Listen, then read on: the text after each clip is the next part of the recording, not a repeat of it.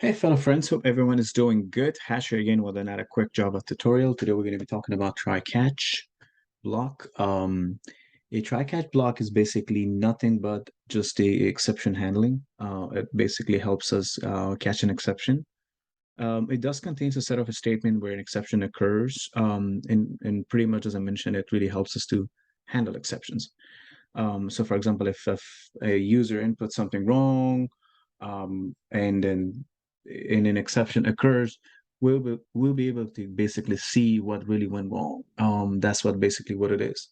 Um, I mean, a lot of time it's not super user friendly. There are applications that you would put your credentials in, and you'll get a pop-up message that, hey, you're required to put the certain keys, whatever. So those are pretty much the prompt messages that you actually can give to a user um, when you're developing an application. But when it comes to try catch, this is just a block of statement you're just putting there to kind of handle exceptions. So without any further ado, let's go ahead, open Eclipse. We can what we can do is we can use I mean, there are multiple examples in my mind. I can actually go ahead and use one of them. Doesn't really matter. Try catch. It'll be super quick. So let's go ahead to let's just declare an array here. And let's say B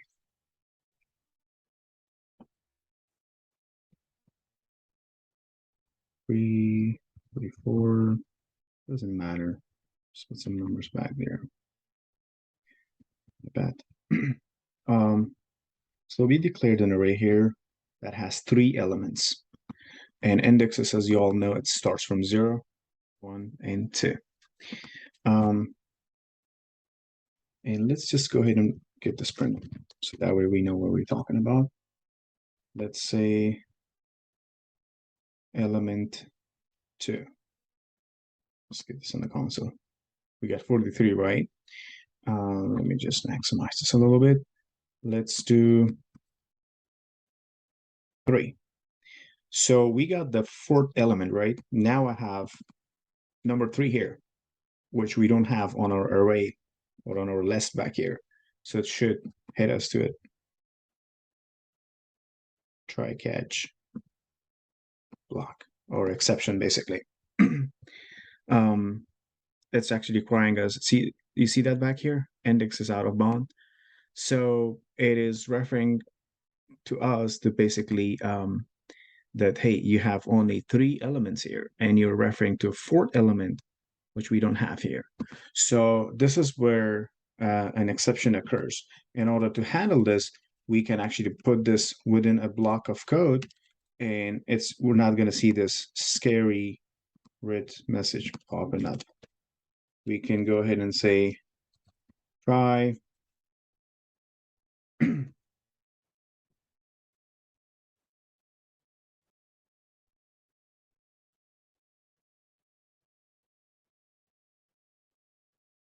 this block of code and catch, put an exception statement there for me. That's the best part about Java, right? You're literally writing, you can put any letter, doesn't matter.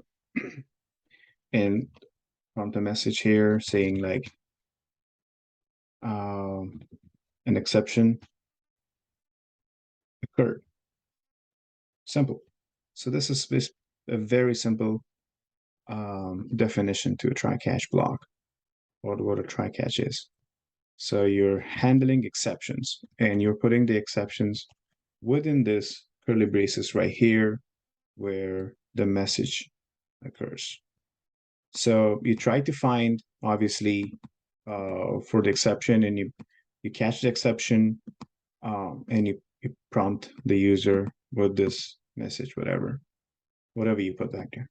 Run, see, an exception occurred. Why? If I put 2 back here, it should be good to go. So I have 3 elements here, starting from 0, 1 and 2, but I put 3, that means that I'm expecting the fourth element that I don't have. It's supposed to hit me through the um, an exception because it's out of bound, right? But it's not.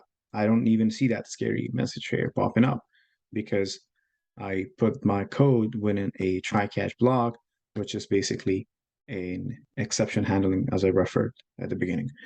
Thank you for your time.